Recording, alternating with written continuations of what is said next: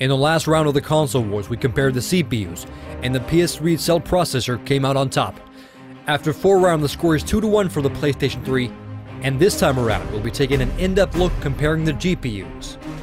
This is going to be the single most technical round in this series of videos, so put on your thinking caps and get ready for some heavyweight game console action. It's LP from Techno Buffalo, and welcome to the next installment of the console wars.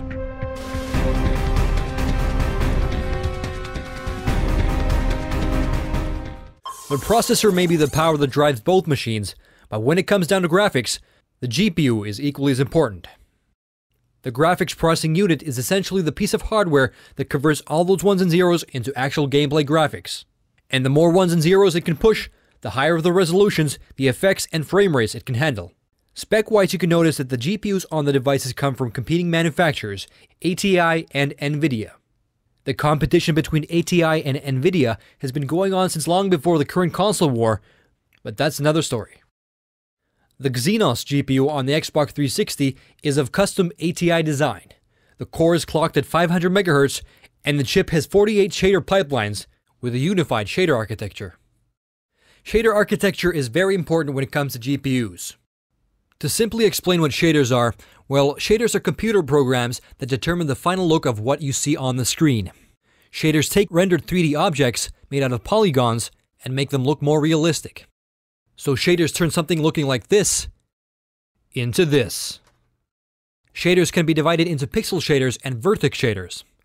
Pixel shaders alter lighting, color, and surface of each pixel, and vertex shaders basically connect those pixels together in 3D space. Now, shader pipelines are essentially the highways on which the data travels, and the more lanes on the highway, the less of a chance there is of traffic bottlenecking. So the Xbox 360 GPU has 48 pipelines that can be used for both pixel shader and vertex shader operations. The Exynos GPU on the Xbox 360 was among the first modern GPUs to use unified shader architecture. The PlayStation 3's GPU, the RSX, is also clocked at 500 MHz, but it has dedicated pipelines for different shader operations, 24 pixel shader pipelines and 8 vertex shader pipelines. So basically the Xbox 360 GPU has a bigger shader processing highway with quite a lot more lanes. To make an example, the PS3 cannot get more than 24 pixel pipelines at any given time, while the Xbox 360 GPU can access up to 48 pixel pipelines depending on what's needed. So if there's a bottleneck on the PS3 system, it can probably be located right around these parts. There are some benefits to having dedicated pipelines, but the fact that both graphics card manufacturers have now transitioned over to unified architecture tells a pretty clear story. Unified architecture is clearly the way to go. Less possibility of bottlenecking and overall higher maximum bandwidth. So the Xbox 360's Exynos GPU is superior when it comes down to how many shader operations it's capable of handling, which may be one of the reasons why multi-platform 360 games have better frame rates compared to their PS3 counterparts. But if you guys watched the previous round where I covered CPUs, you may remember that the cell processor could handle vertex calculations, and it can actually decrease the workload of the GPU, which make this comparison even trickier. And obviously because we don't have any benchmark applications for game consoles, it's impossible to make scientific comparisons here. The Exynos chip is actually divided into 2 GPUs, the main die and the daughter die, which has 10 MB of EDRAM built in. The embedded DRAM has a self-processing memory controller which makes it possible for the Exynos chip to use anti-aliasing and alpha blending without taking a hit to the frame rate. Aliasing is essentially jaggies that occur on diagonal and curved lines. Aliasing is most prominent on lower resolutions, so the lower the resolution you have, the more anti-aliasing you will need. While 720p is considered a high definition, it's in my opinion not a high enough resolution to run without any anti-aliasing. Most of you PC guys can definitely relate. If I look at a game on my 40-inch LCD screen running at 720p without proper anti-aliasing, it's going to be quite rough around the edges. And some of you guys may know that a large amount of games on both consoles are actually running in sub-HD resolutions and upscale to 720p, which makes the need for good anti-aliasing even more necessary. For example, Halo ODST is running at 640p, and Modern Warfare 2 is actually running at a 600p resolution and upscale to 720p. Maybe come next generation of consoles, we'll see all games running at native HD resolutions, but not this time around. Anyways, if you want to see a good example of the lack of anti-aliasing, take a look at any game on the Nintendo Wii, and you'll know what I'm talking about. Okay, back to business. So thanks to the daughter die with embedded DRAM, the Xbox 360 games generally have better anti-aliasing, which I consider a significant advantage. I myself have a 40-inch screen which I look at from a fairly short distance. And when comparing the same games on the competing consoles, the graphics on the 360 stand out as cleaner and sharper because the diagonal and curved lines are cleaner and less jagged. Now, if the PS3 were running games at 1080p as it once promised, anti-aliasing would not be as necessary. But on 90% of games on the market today, the Xbox 360 counterparts have superior anti-aliasing, which I hold in very high regard.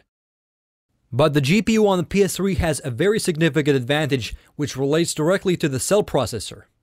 The RSX GPU has a high bandwidth interface between the cell processor and the GPU itself, so it can hand over some of the graphics processing operations, for example vertex calculations, over to the cell processor, freeing up the RSX GPU to exclusively handle other essential graphics processing tasks. Naughty Dog has done this with Uncharted 2 and been able to crunch out amazing graphics out of the PS3 with decent anti-aliasing to match. Another thing that greatly affects graphics are textures. The higher the resolution, the more high detailed textures you'll need. So if you have a game running at 1080p, you're going to need very high detailed textures to match. But straight off the bat, I'll go out to say that neither of the two consoles are capable of running games natively at 1080p with high detailed textures to match. The only games you'll see running at 1080p with a constant frame rate will be racing games and fighting games that use very simple reoccurring textures. So in my opinion, it's better to run games at 720p and have high detailed textures than to run games at 1080p with fuzzy and low-res textures.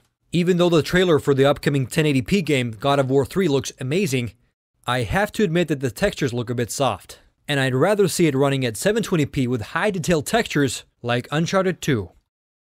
To have a lot of high detailed textures on the screen at once, you need to have quite a lot of fast memory that's dedicated to the GPU, and a fast access to that memory. Both consoles have an equal amount of memory, but the Xbox 360 has a unified architecture, and the PlayStation 3 has two separate sets of memory. Half of the PS3's memory is super fast XDR RAM, which gives the PS3 some speed benefits in certain situations. But in most situations, it's going to be harder to take use of two separate memories for things like textures. But when it comes down to memory, it's pretty clear that both platforms have a slight bottleneck in their hands. PC GPUs these days have 1 to 2 gigabytes of dedicated memory, and I would imagine it being quite tough to squeeze out ultra-high textures out of 512 megabytes when you have an operating system running in the background. And this is where texture streaming comes to play. As you know, Blu-ray discs have 5 times the capacity of DVDs, which give the PS3 huge benefits. There's more space for high-res textures and very little need for compression of those textures. This equates to the amazing high-detailed world you see in Uncharted 2. The PS3's GPU gets off easy as it does not need to devote power into texture decompression. Now the Xbox 360 GPU has its work cut out for it. It has decompressed textures that are stored on limited space DVDs, but if we look at games like Gears of War 2, we notice that the Xbox 360 GPU is excellent at texture streaming, even though it has a bunch of decompression to do. So the Xbox 360 GPU has a bigger workload and still manages to pull it off with style. So even though it may be possible to run higher resolution textures on the PS3 than the Xbox 360, it's mostly thanks to Blu-ray and the cell processor, not the GPU. But in any case, all the evidence points to the PS3's GPU being a bit weaker than the Xenos on the Xbox 360. The essentially free 4x multi-sample anti-aliasing on the Xenos definitely tips the scales pretty fast for the Xbox 360. The cell processor may compensate for the weaker GPU on the PS3, but it's pretty clear that the Xbox 360 gets a point in this round. To recap, the PS3 has a better processor and faster memory, but the Xbox 360 GPU is superior thanks to its advanced architecture. But as you know, graphics are usually more than just the sum of the parts of the different hardware. And in the upcoming rounds, we'll be taking an in-depth comparison of the best looking games, both exclusive and multi-platform, on the competing consoles. Stay tuned for the next round of the Console Wars. LP signing out.